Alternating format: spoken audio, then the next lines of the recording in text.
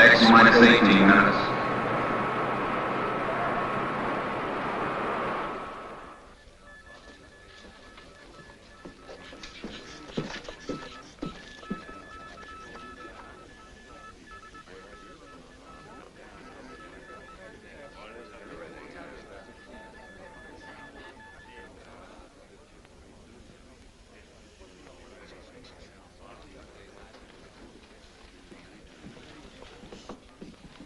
Blood pressure slightly high. Nothing to be alarmed about, though. Quite understandable under the circumstance. The weaker sex. The only one whose blood pressure is normal.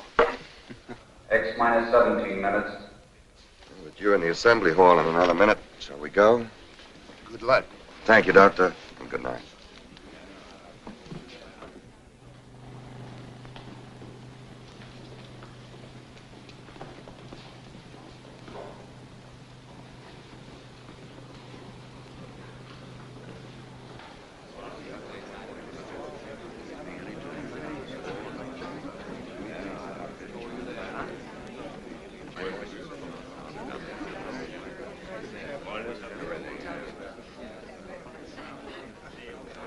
X minus 16 minutes.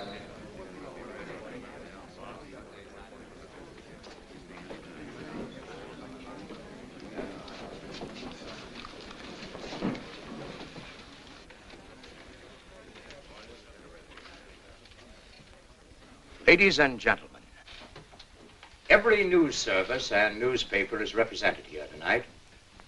And for your cooperation in the past, when complete secrecy was vital, we are grateful. However, I must make something clear. Although ours is not strictly a military project, a great deal of our research and knowledge falls within security regulations. Therefore, I must insist that you reveal only such information as appears in the authorized press release, which will be handed to you later. I'm sure that we can all recall the wild tales of the flying discs, flying saucers, spaceships, and who knows what imaginative creations. The press is to be commended for discounting, in most instances, these premature rumors, and so helping to minimize public apprehension. Tonight, you are invited here to witness an important event. You are all familiar with our previous work in sending robot missiles into space. That phase is at an end. Tonight, we will launch the first manned spaceship, the RXM, Rocketship Expedition-Moon. X minus 15 minutes. Forever, man has dreamed of visiting the nearest of heavenly bodies. Some for adventurous, fantastic reasons. Others, like ourselves, because they visualized a successful lunar expedition as the first step toward practical interplanetary travel. Today, there is even the possibility that an unassailable base could be established on the moon to control world peace. I will now introduce to you the head of this expedition and his crew, Dr. Karl Eckstrom, designer of the RXM, and as you all know, one of the most brilliant physicists of today, and an old friend. Dr. Lisa Van Horn, his most able co-worker and assistant, Doctor of Chemistry. Colonel Floyd Graham, pilot. Mr. Harry Chamberlain, astronomer, of the Mount Wilson and Palomar Observatory staffs. Mr. Chamberlain will serve as navigator. Major William Corrigan, engineer. I shall now ask Dr. Eckstrom to outline the flight plan for you. Carl? X minus 14 minutes.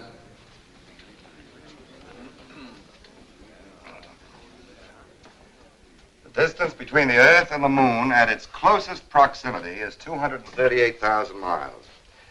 We expect to cover this distance in approximately 48 hours. The first phase of our flight will be the ascent to an altitude of 300 miles.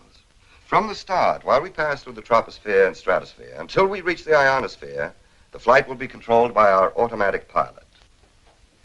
After we have climbed through the atmosphere, we will turn the rocket into a parallel course with the surface of the Earth.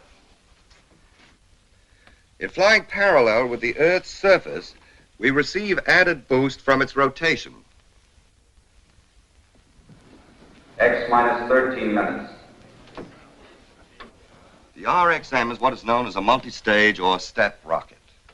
Upon reaching escape velocity, the tail section, which has housed the fuel to attain this speed, will be jettisoned. The nose section, which is a complete rocket containing enough fuel for the entire trip and also containing our cabin, overcomes the gravitational pull of the Earth and heads in the direction of the Moon.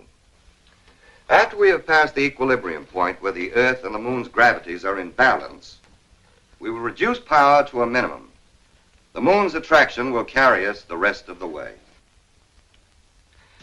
Finally, we will reverse the rocket, utilizing the thrust of its motors to make our landing. A few more details which might interest you. The cabin is pressurized and gyro-controlled, keeping us in a level position at all times. We carry radar for navigation, shortwave for communication, and most important, more than twice the amount of fuel we expect to use to keep well within the margin of safety. X minus 12 minutes.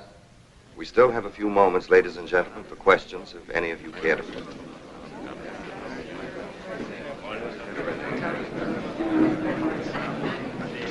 Chamberlain,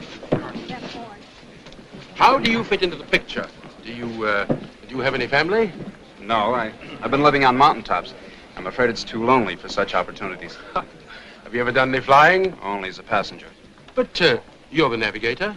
But you must realize that intersolar flight requires far more exact and precise navigation than any earthbound voyage. Mm-hmm. Of course, that's incidental. It is? Yes. You see, as an astronomer, I can appreciate the perfect observation conditions on a body without atmosphere, such as our moon. Do you realize that within 1 I've hour... got about 800 head grazing down there. I bought my ranch with the flight pay I saved up during the war. Mm-hmm. How does your wife feel about you going? Well, she's a Texan, too, and well, she knows that when a Texas man makes up his mind to do something, that's it. Period. Say, I wish you fellas could have seen her face, so when I walked in and told her, in the strictest confidence, of course, honey, I'm going to the moon. What did she say? Well, she looked at me for a second and then said, what for? They ain't got nothing there that we don't have more of right here in Texas. We've already made the trip 100 times. What? In the training room. Yeah, I've done more flying this last month than I've done in over 100 missions. And believe me, this is the hottest crew I've ever worked with, especially in the brains department. Yeah, very attractive, too. Yeah, I agree. But you can quote me on this. Unless you look like a test tube or a chemical formula, you haven't got a chance. From the woman's angle, Dr. Van Horn, how does it feel making a trip like this alone with 4 men? To tell you the truth, I never thought much about it. Well, tell me, Doctor, is there any specific reason why one member of the crew should be a woman? I'd like to answer that, if I may. Certainly. The reason Miss Van Horn is making this trip is because of her pioneering research with monatomic hydrogen. It enabled her to develop the first rocket fuel, powerful and concentrated enough to make this flight possible. X minus 11 minutes. Ladies and gentlemen, we are pressed for time. You may view the takeoff from the observation bunker and return to this room immediately afterward. Everybody return here after the takeoff.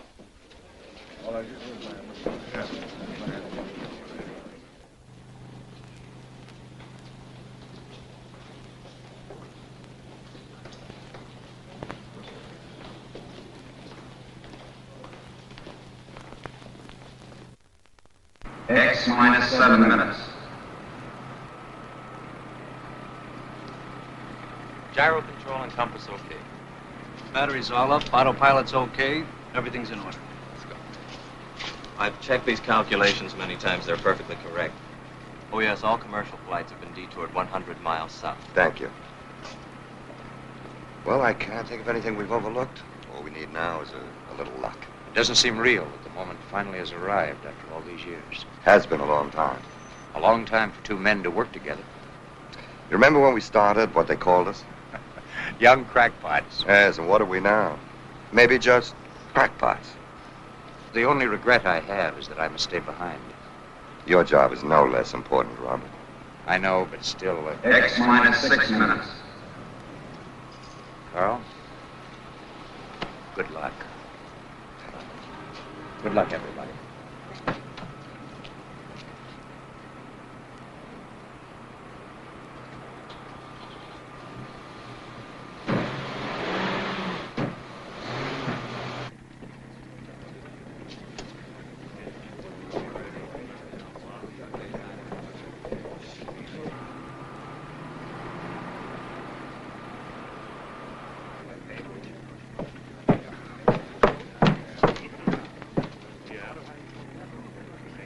X minus 5 minutes.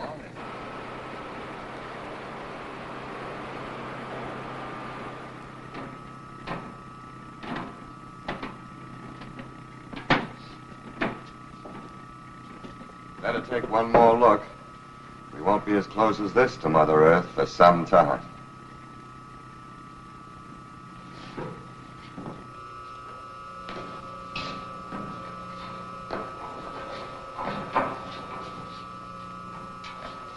We'll give the motors a final once-over.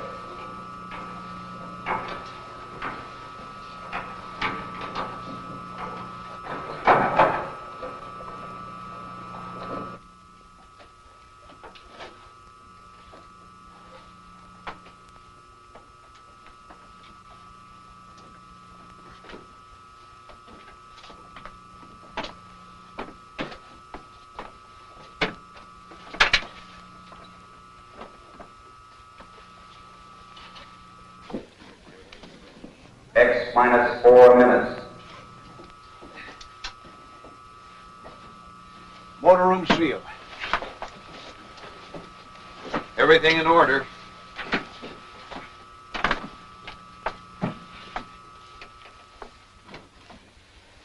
X minus 3 minutes. No change in flight plans discussed. First 7 minutes of flight, controlled by automatic pilot. Pilot's ready. 7 minutes, straight ascent. Straight ascent from starting point. Starting thrust using all tail assembly engines, 2,300 tons. Right. Fuel mixture? Hydrogen and oxygen plus A12. After 120 seconds, hydrogen and oxygen plus A14. After 340 seconds, hydrogen plus A16. After 560 seconds, A16. Right. Any questions? X minus 2 minutes. Good luck.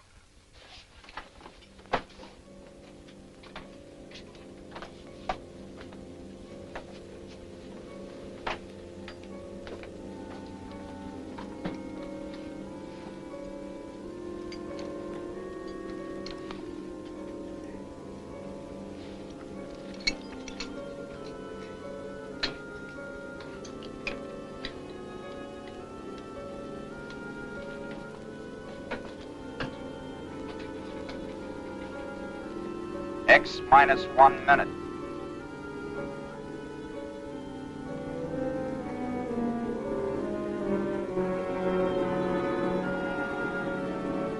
X minus 50 seconds.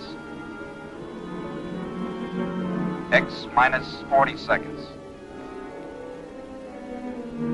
X minus 30 seconds. X minus 20 seconds. X minus 10 seconds.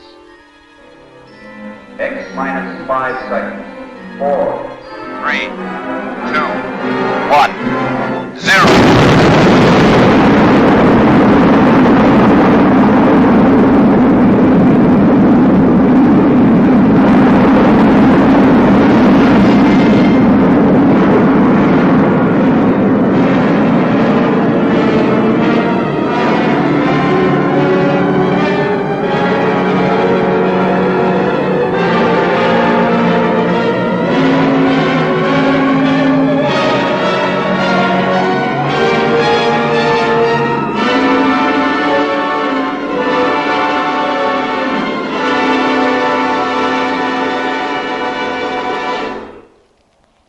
Follow me, we will attempt to establish radio contact with the ship.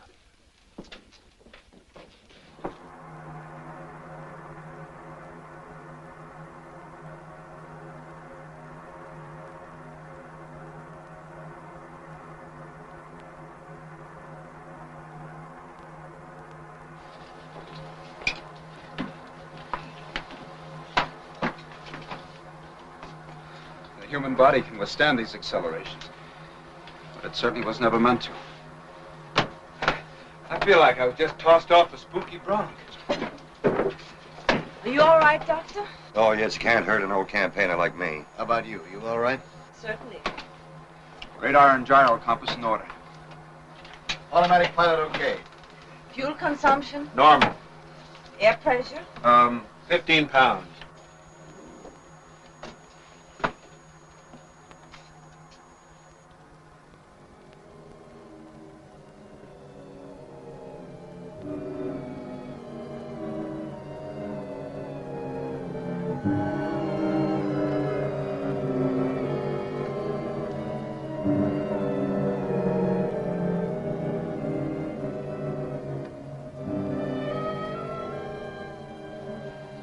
Harry.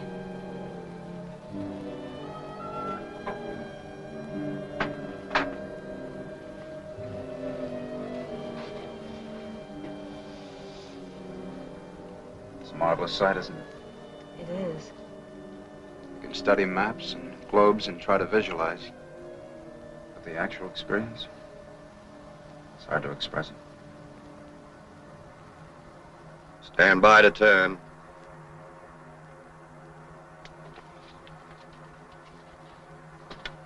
Stand by. 4, 3, 2, turn.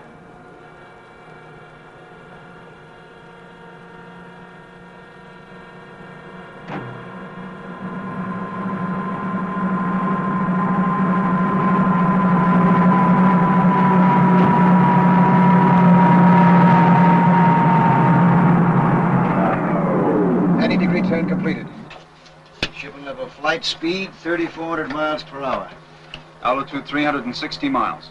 How do we stand on fuel now? 3/10 supply left in tail section. Mixture at present? A16. Harry, contact the base. Right.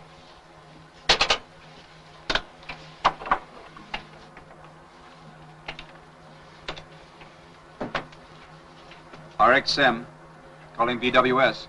RXM, calling BWS. Over. Come in, RXM. Over to you. Stand by, BWS. Ekstrom speaking. We have leveled off at 360 miles altitude and are circling the globe at 3,400 miles per hour. We will increase speed gradually until we reach escape velocity of 25,000 miles per hour. Everyone aboard ship well. Over to you. We'll be standing by. 5,500 miles. Continue acceleration.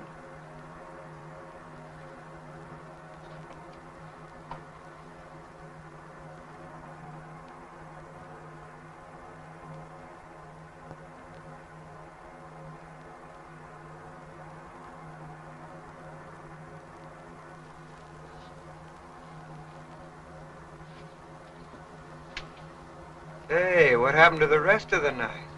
I'm afraid we ran right out of it. If it's darkness you want, wait till we enter outer space, the realm of perpetual night. 6,000. 6,200 miles per hour.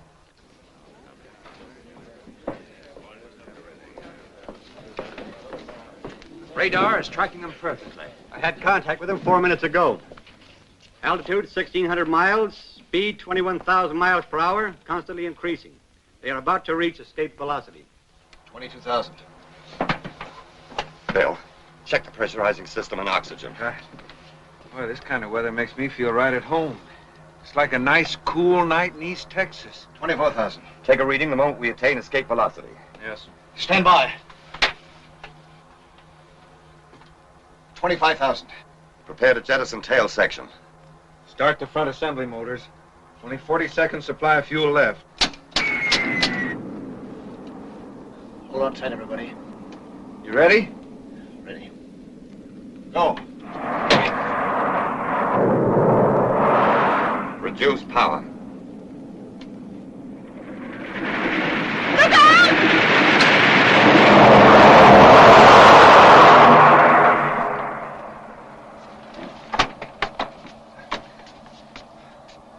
That was a little too close for comfort. We might be in a vacuum, but I sure felt the wind of that one. Harry, contact the base again.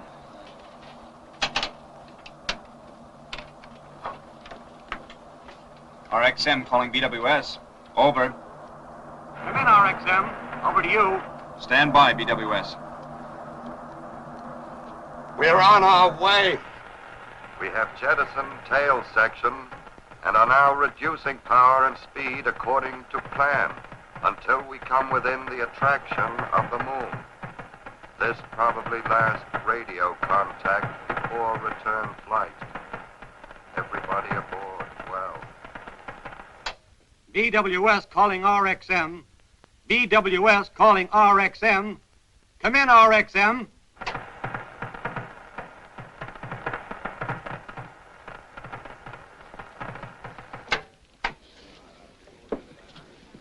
Ladies and gentlemen, we had hoped by having the entire press represented here tonight to eliminate any possible hearsay, rumor, or speculation from your reports. However, I regret to have to ask you to confine yourselves to the official news release. I promise to hand you any news that may come in as soon as it can be cleared.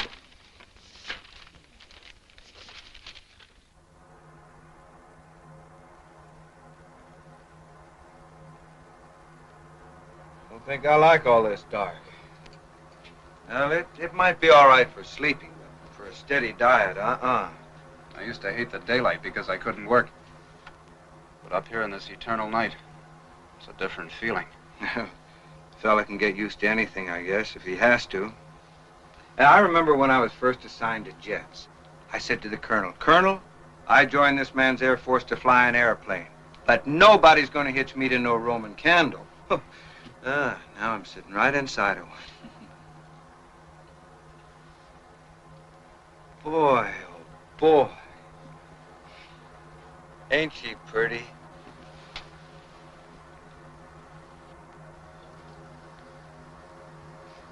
Can you see Texas? No, it's in the other hemisphere. Even so, from this distance, it would only appear a mere speck.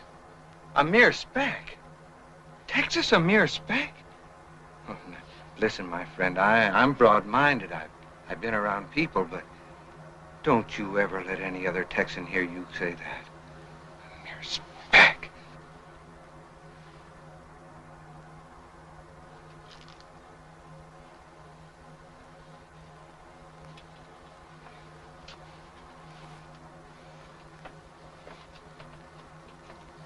It's the funniest sensation. I feel like I'm walking in a cloud. No effort at all. We're getting deeper in interplanetary space. Gravity will soon be practically non-existent. Look, we got a stowaway aboard.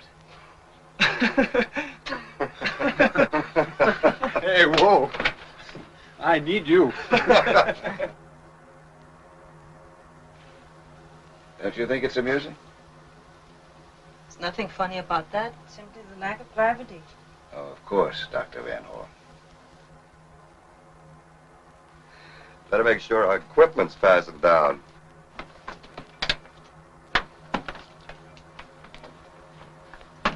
Now, don't get mad at me, but can't you ever relax?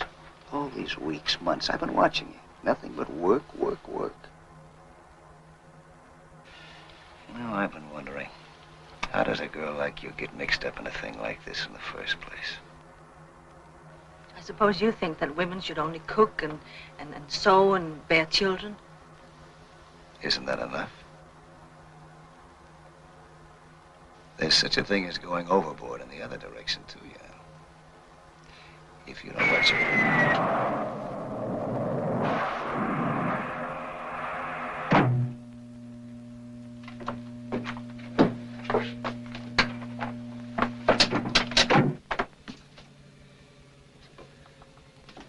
I'll check the engines. Bill, pressurize the motor room first.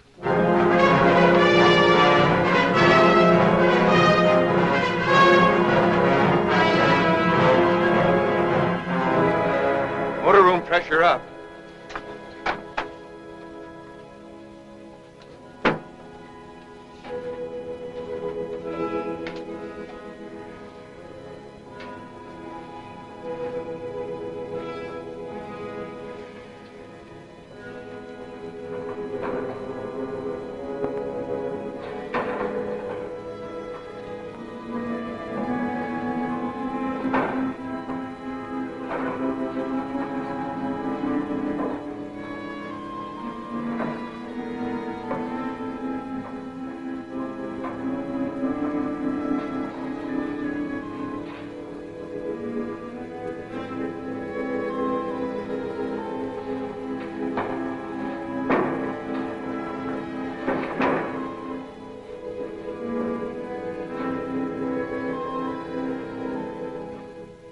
still drifting.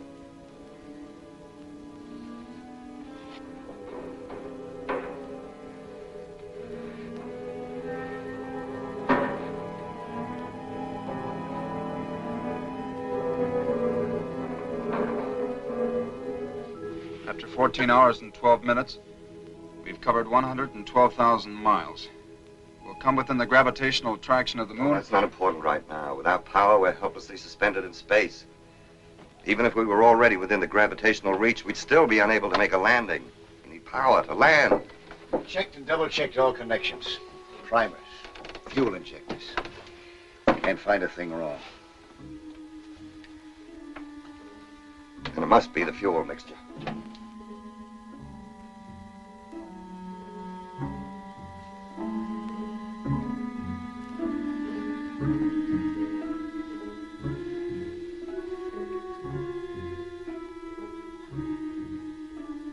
How much oxygen do we carry? Don't worry. We have plenty left for the trip. So the trip is planned, you mean?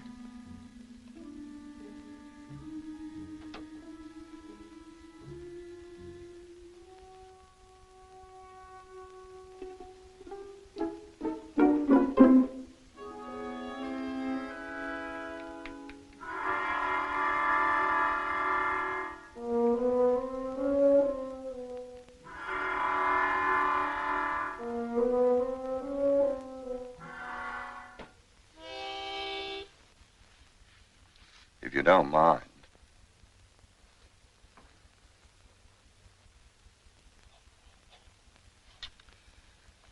At differential 6 over m to the 30th power, the halfway check result is 262,000 to 341,000, both using tangent E, correct? That isn't the result I have. It must be the same. There's an error there. I've made no error, Dr. Eckstrom. I have to say that you made an error and discard your figures. I'm sorry.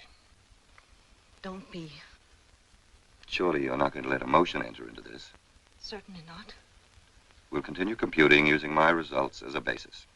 Yes, Doctor. Except that I feel very strongly, I should say, that we should try both. We can't. To complete either calculation would take 6 to 8 hours. We can't afford the time. It's either one or the other, Dr. Van Horn. But it doesn't have to be. You can't be arbitrary about imposing your will when these people's lives are at stake. Don't you realize that? You speak as calmly as if you were saying, pass the salt. Aren't you human? Are you made of ice? I'm sorry. I apologize. For what? For momentarily being a woman? It's completely understandable, Miss Van Horn. Now, shall we go ahead? Yes, Doctor.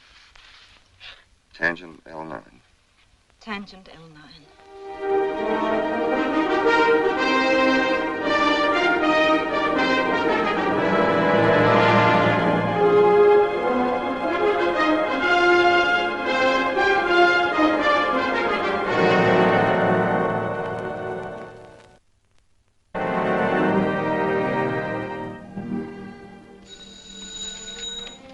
Hello? Yes? It's Dr. Hurley at Mount Palomar. Yes, Dr. Hurley? Yes? We located the RXM's position at 7:16 this morning. Since then, there has been very little change. Apparently, their velocity is far lower than we anticipated. Are you sure, Doctor? Thank you.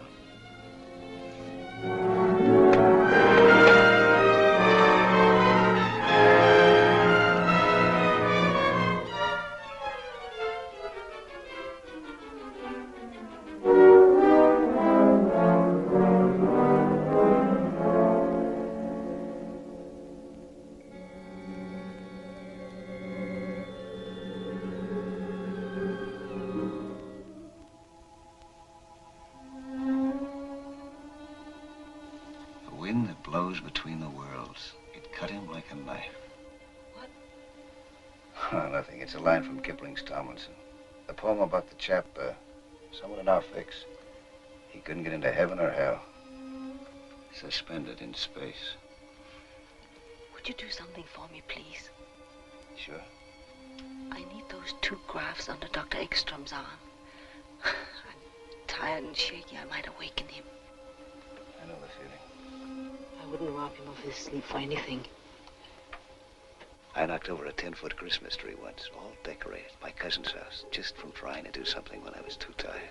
It was about 1 o'clock in the morning. Kids woke up, came rushing in. First they thought I was Santa Claus lying there with a busted tinsel star on my nose. I spoiled everything.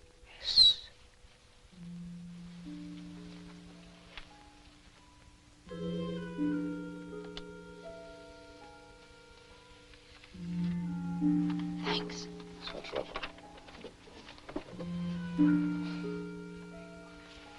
Why don't you take a minute off from that?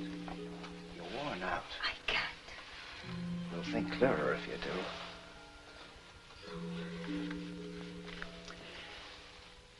When I was flying in the war, we had a guy like you in some of our long missions.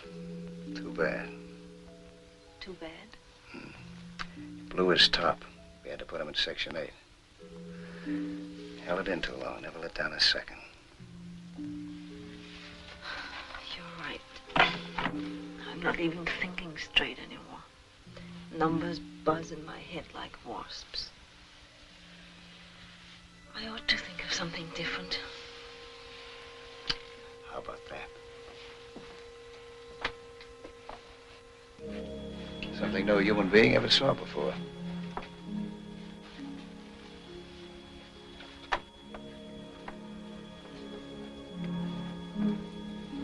You know, it's funny.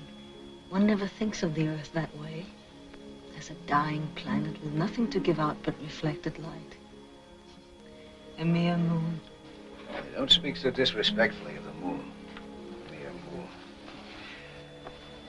I've done some of my best work by moonlight. Found its light very effective. For navigation? For any purpose. Don't underrate it. Moonlight's potent. You're speaking of its effect on men and women? On women. I don't need this stuff myself. Oh. You're immune? No. Just don't need it. But did you ever park in an open convertible on the cliffs overlooking the Pacific?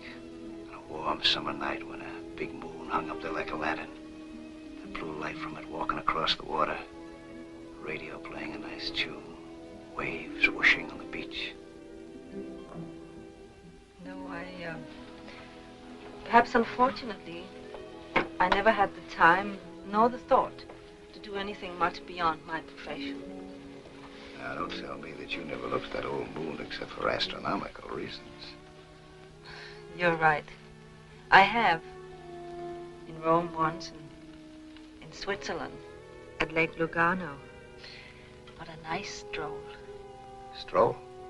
Yes. Yes, we walked slowly around the edge of the lake for 2 hours. I never stopped? No. Well, everybody to his own taste. It was lovely there. The water black like cold coffee. The moonlight like flecks of ice cream floating on it. The music from the hotel ballroom. Oh, but that was so long ago. Another world. Fine scientist I am. What? Daydreaming.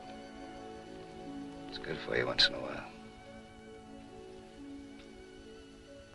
I suppose it is, but not now. I still say it. Say what? That moonlight's effective stuff. You're quite right.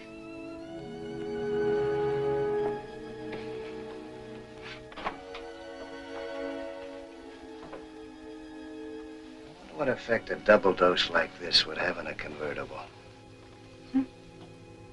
Nothing. Skip it. Meteorites!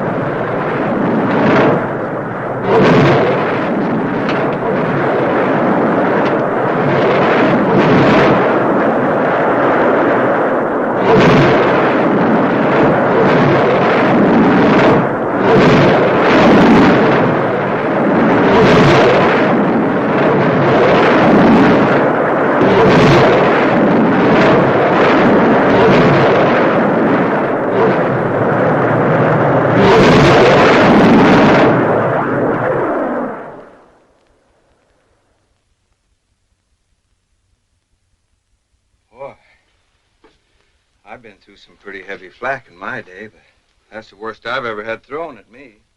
Heavenly flak. Say, maybe somebody don't want us to get where we aim to get.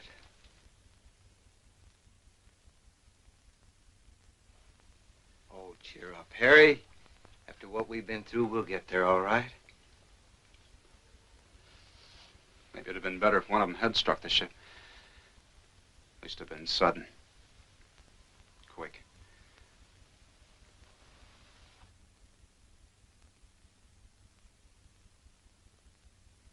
Now, your computation?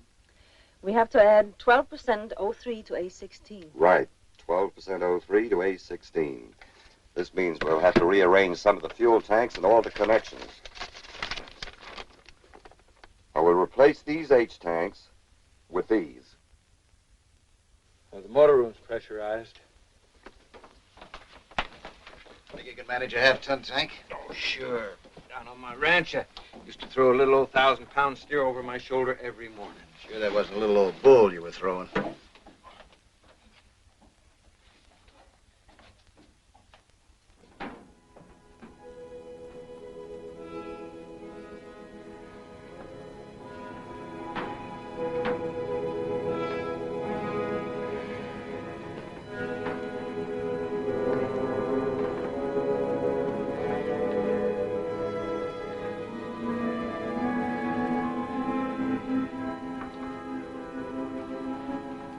All right, Sampson, let's see you do your stuff. Think I was kidding, huh?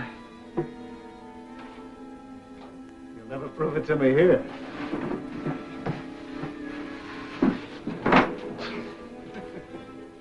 Doctor, can we be quite sure these proportions are safe? We never proved them by experiment. The mathematical theory is beyond question. O3, though. Sometimes it behaves unpredictably. Woman's intuition again? 12%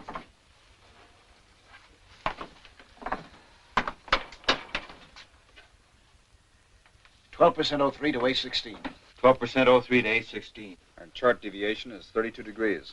Present position is... We'll correct course when we're in powered flight once more. Right. All ready? Ready. Stand by, everybody.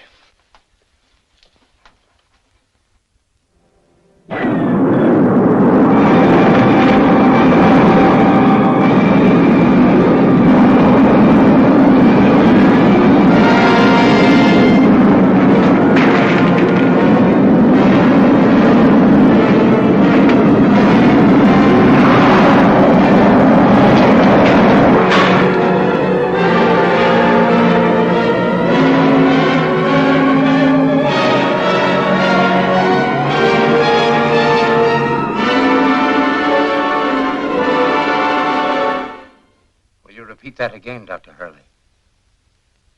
Are you certain? Yes. Yes, I see. Thank you.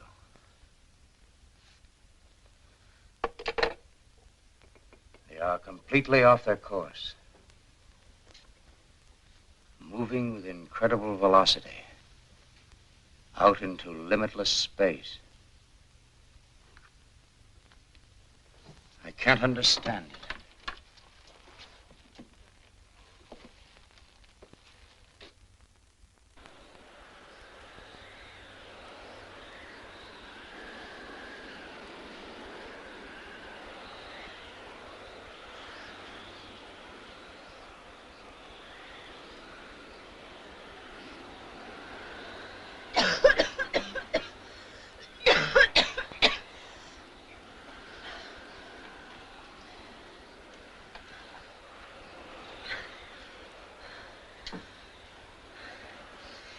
Lloyd. Lloyd. Lloyd.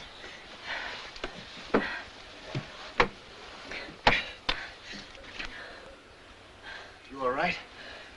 Yeah, I'm all right. Harry. Harry. We're not getting enough oxygen.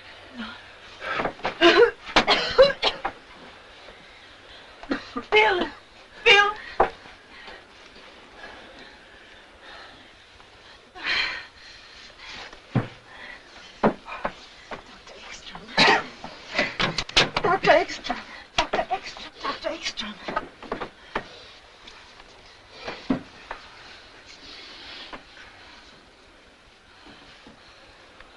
How long has it been since?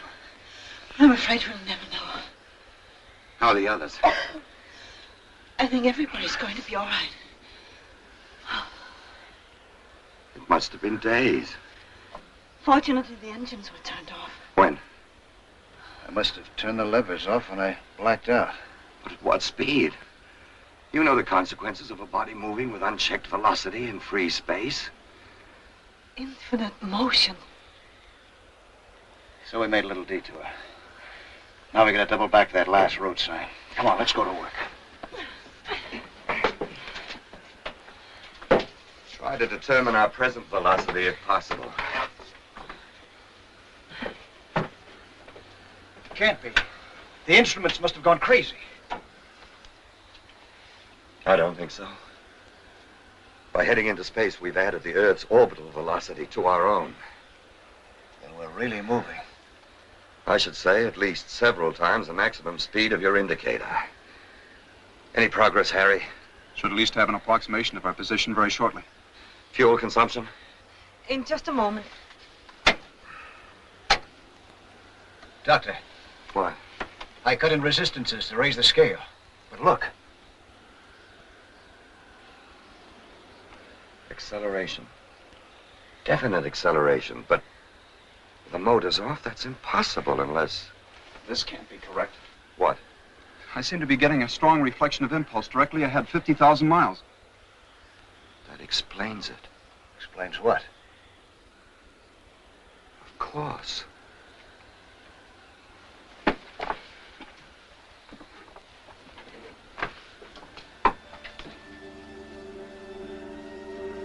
Unbelievable. It couldn't be mere chance.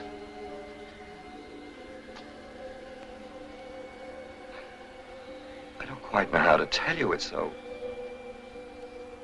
If I could have even dreamed that an incredible set of circumstances, each precisely and exactly timed, would carry us unerringly through space to our most congenial planetary neighbor, Mars, I would... Mars?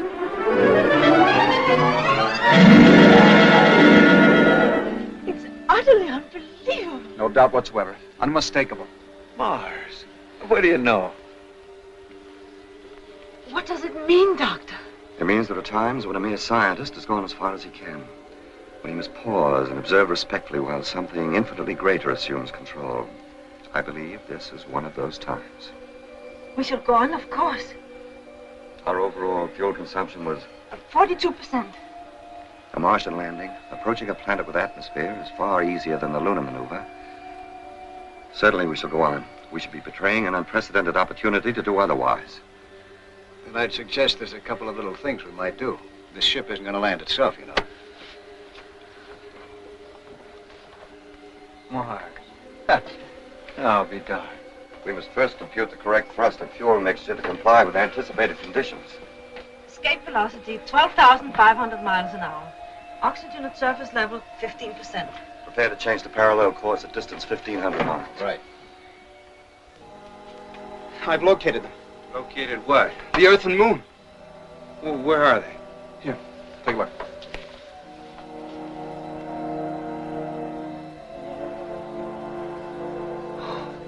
And what do you know about that? Is it all right to call Texas a mil-spec now? As we are now in parallel flight, we are reducing speed and altitude. At 50 miles altitude, we will execute a turn of 90 degrees, bringing the rocket into landing position. Since the gravitational attraction of Mars is only half as powerful as that of Earth, a thrust of 1,200 tons will be sufficient to make the landing. Fuel? Hydrogen and oxygen plus A12.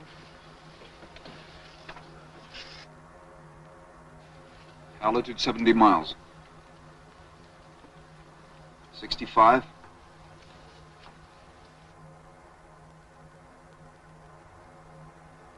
60. 55 miles. Stand by to turn. 50. Turn.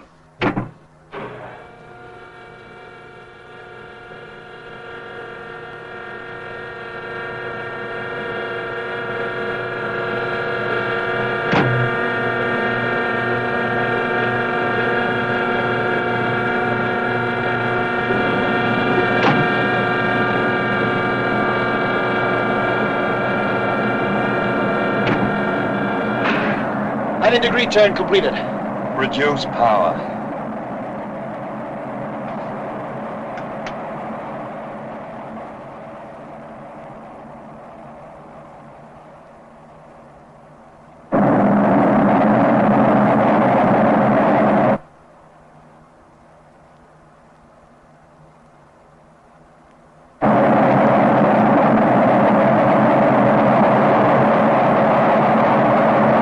Altitude 40 miles.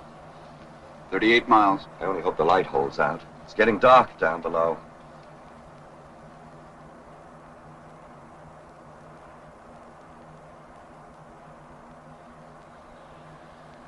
Prepare to increase thrust at altitude 15 miles.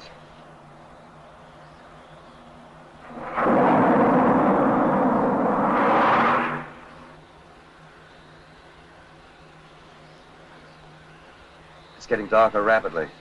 But as far as I can make out, the terrain is suitable for landing. Altitude 6 miles. 5 miles. 20,000 feet. 18,000. Thrust at present, 1,250 tons. Stand by to increase power. 15,000. 12,000. 10,000. 8,000. 7,000. 6,000. We're losing altitude too fast. Increase thrust to 3,000 tons. 4,000 feet. 3,000. 2,000 feet. Reduce thrust slowly to 1,250 tons. 1,000. 500.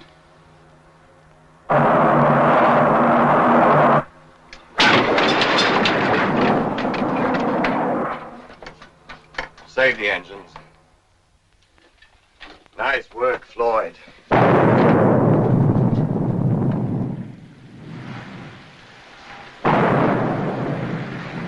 Mars extending us a welcome. Now we're prepared to disembark first thing in the morning. In the meantime, we can rest and get our equipment ready. Well, that's what I've been waiting for.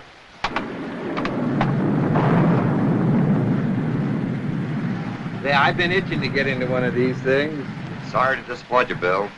We have atmosphere here. We won't need pressure suits. Which works greatly in our favor, too. We can accomplish so much more unencumbered. As far as equipment's concerned, we'll take oxygen mask, camera, paraphernalia. What about data for the return trip? It must be exact and precise. Hadn't we better begin preparation? Yes, of course, you're right. We have so little time here. Such an opportunity. Let's think about that for a little while first.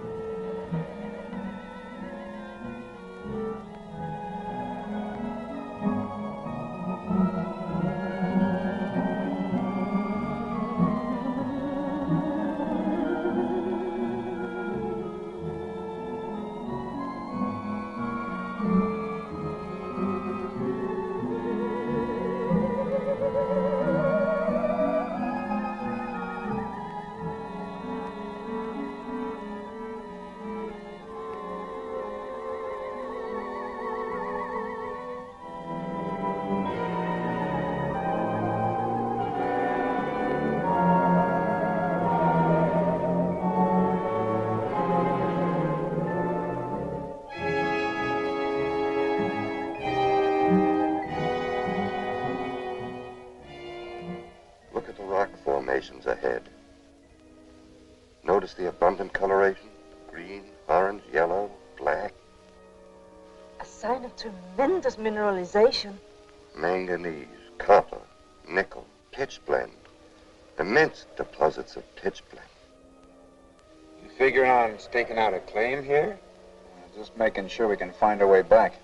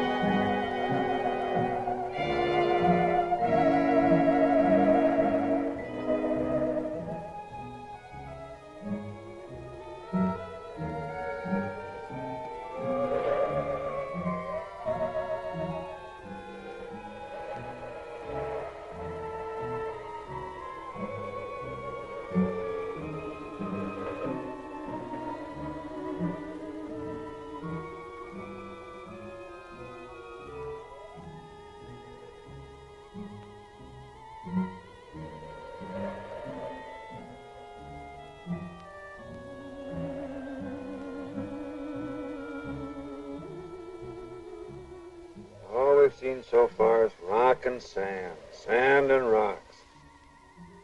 I wonder when we're going to run across some of these Martians. You know, from what I read, they've got pale faces and pinheads and fishy eyes. Shall we go?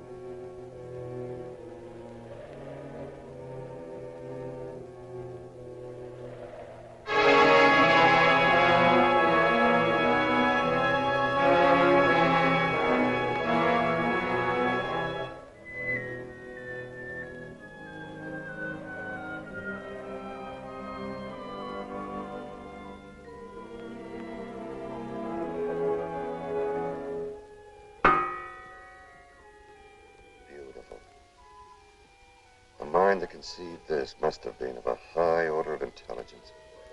At least the equal of Earth. Perhaps considerably above ours. To think that a complex, organized society existed here once. Yes. From all indications, thousands of years ago. I wonder how it happened. There's always the possibility of a meteor. But then it would have created a depression like a moon crater. No, this wasn't caused by a meteor. This is definitely blast effect coupled with intense heat. There's a strong field of radiation over there.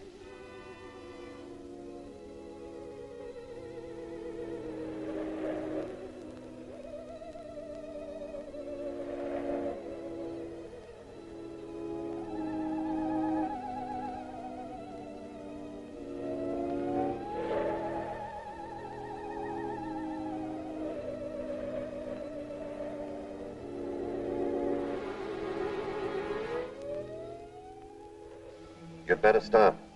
The radioactivity is at the danger level.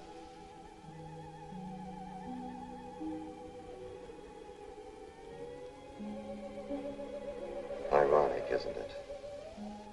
The mind of man wherever you encounter it, Earth or Mars. The highest attainments of human intellect, always diverted to self-destruction. Perhaps the entire surface of the planet is one vast ruin, like this. Well, do you think we ought to start back to the ship? I agree to that. We're neither prepared nor equipped for any stay here. We have supplies for several days. Let's use this precious time as effectively as we can. I agree with Dr. Eckstrom. A day here is more valuable than years of research on Earth. Well, okay then, let's get going.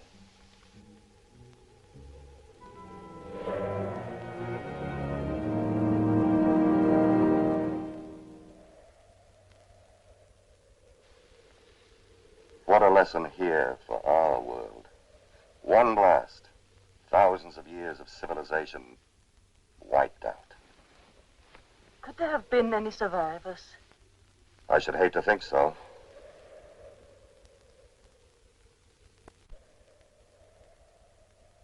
We still don't know all the genetic effects of radiation, but that it will produce mutations, malformities, disfigurements, blindness, that much we're sure of from research. A blast like this, I should hate to think that any survived. Why don't you try to get some rest? If I ever get back to Texas, I'll know better than to leave again. Yes, sir.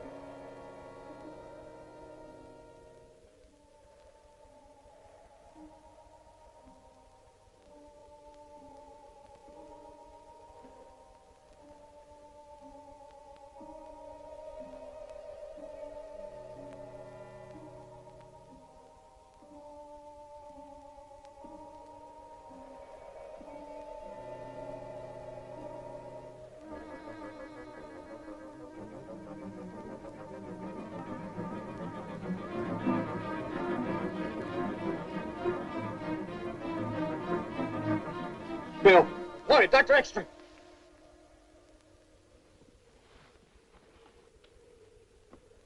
There were men out there. Look, you gotta believe me. It wasn't a nightmare. I haven't slept at all. I tell you, I saw them. Where? Right out there. And when I yelled, they disappeared. All right, let's go see.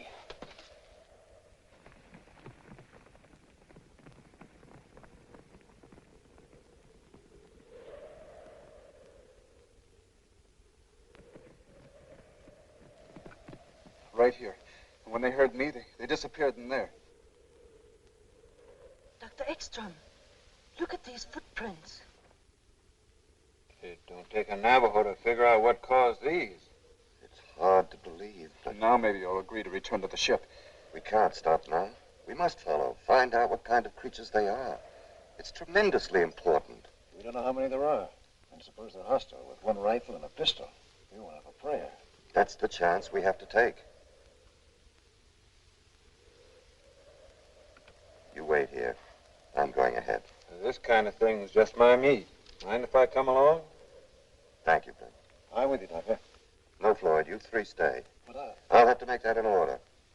Come on, Bill.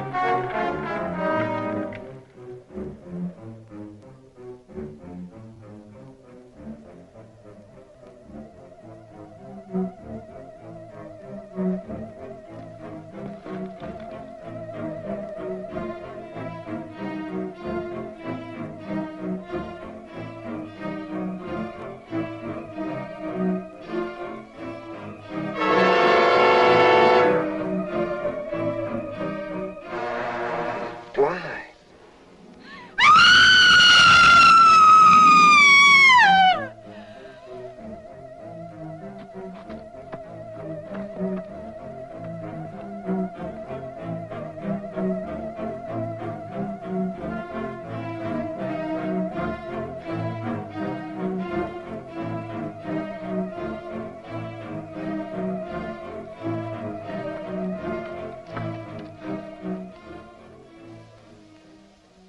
Atomic age to Stone Age.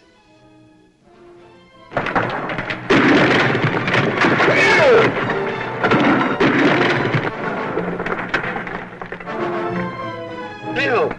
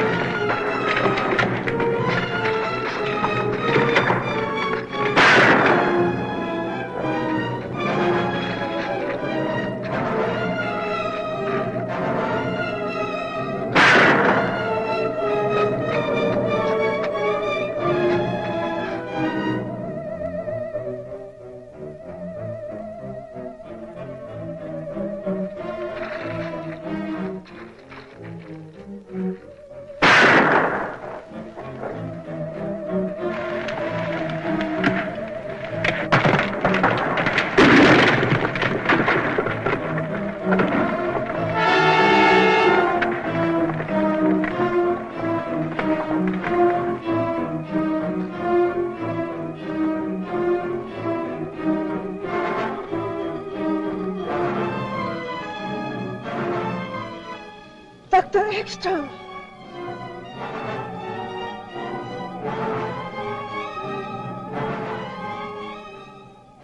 Where's Bill?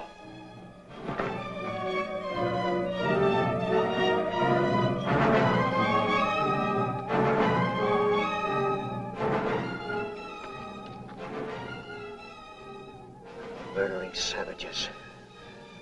No, Lloyd. Poor, fear-crazed, despairing wretches. Pity them. Pity them. Don't talk anymore. You must get back to Earth. Tell them what we found. Maybe this will...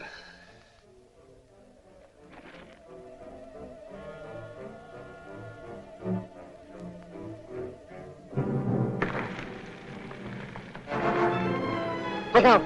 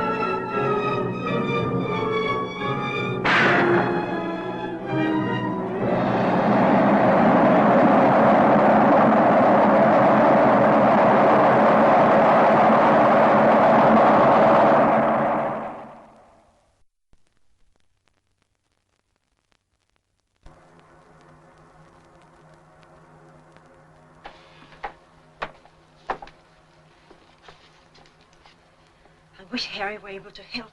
It's impossible to get a precise result without radar. You've done a wonderful job. We should have fuel enough for a landing. When will we feel the Earth's gravity? As soon as there's an increase in speed. According to elapsed time and velocity chart, almost any minute now. But without a check from Harry, it's... I know we're in a tight spot, but we'll manage somehow.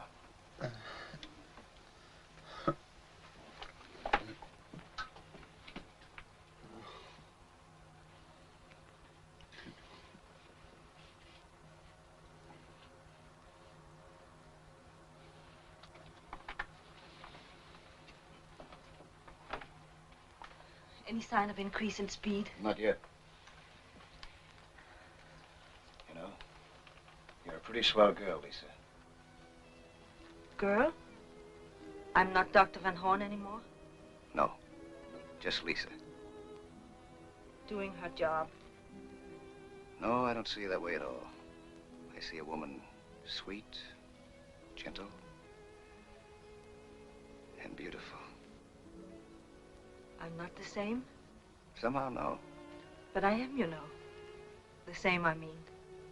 Well, maybe I've changed then, but I feel that I've never known you before. Will you, do something for me, please? Sure, what? Say my name the way you did a moment ago. Lisa. RXM calling BWS. RXM calling BWS. Come in, BWS. Over. Come in, BWS. Can't contact them. They won't answer. They won't ever answer. Of course they will. Speed's increasing. We're gonna make it. Shut off the fuel.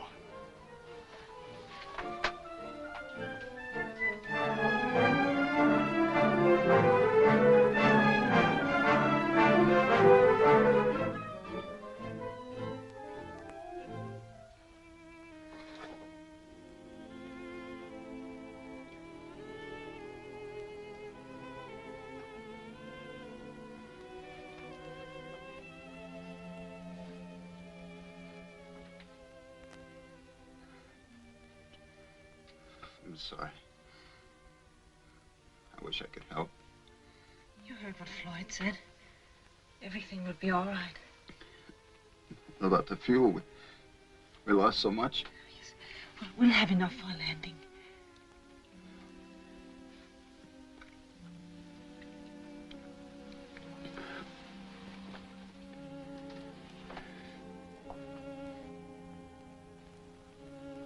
How are we doing? Not so good. Well, what's the matter? Everything's worked out so far, right in the nose. We haven't got enough fuel for a landing. Not even for an approach. But the motors were functioning perfectly before I shut them off. At 1/10 of capacity. I'm sorry, it's all my fault. Maybe it's only the instruments.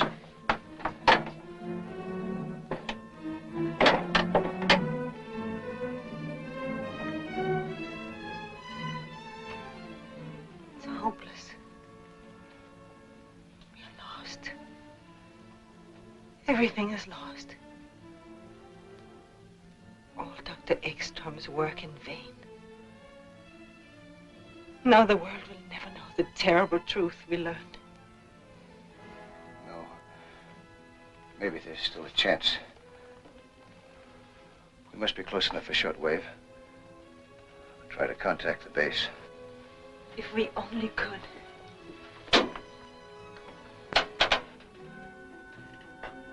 We must report everything. Tell them as much as we can. What we saw. The mistakes that we made. RXM calling BWS. RXM calling BWS. Dr. Fleming. Yes? The radio control room just called. They've contacted the RXM.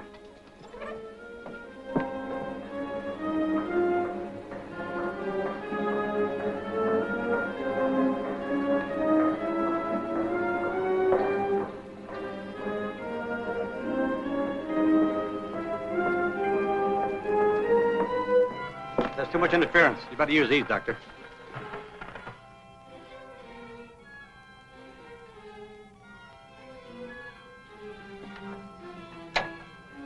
BWS. Fleming speaking. Calling RXM. Come in, RXM.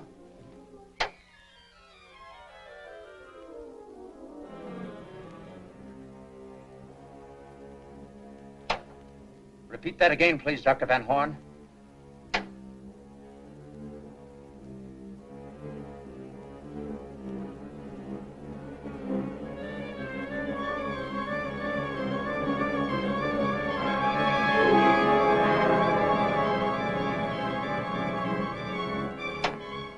What about Dr. Eckstrom?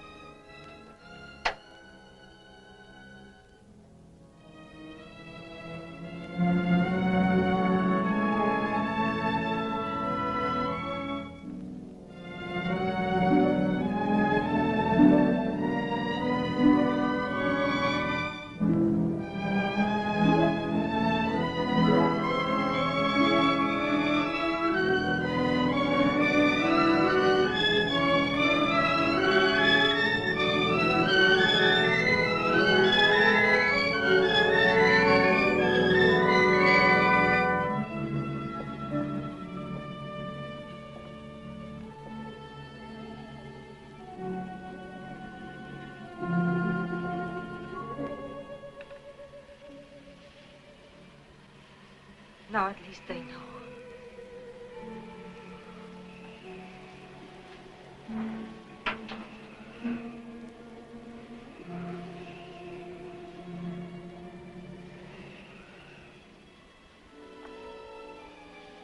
Lloyd, hold me. Hold me tight. I wish I knew some words that would help. I'm sorry that we haven't had any time. That we didn't meet or know each other the way we do now sooner. Time isn't so important. Oh, yes, yes, it is. Don't. We can say that time is behind us, that we've had years together. Yes. I can tell you about 1,000 wonderful hours we've spent together, because I feel we would have, inevitably. And there's not that much difference between the future and the past. Not if you feel this way about it, no.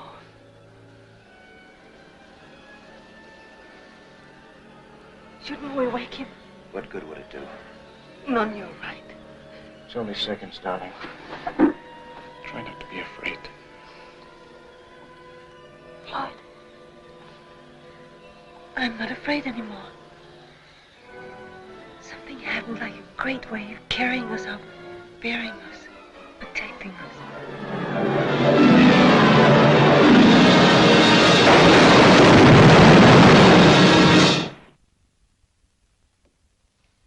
Dr. Fleming? Yes? The men from the news syndicates are still waiting. All right, let them come in.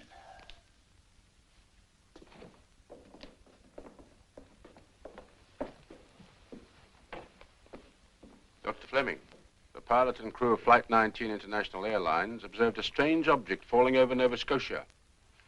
According to their report, it could have been the RXM. My office has been getting the same story over the wires for hours. We know the RXM has been overdue a long time. Is there any connection, Doctor?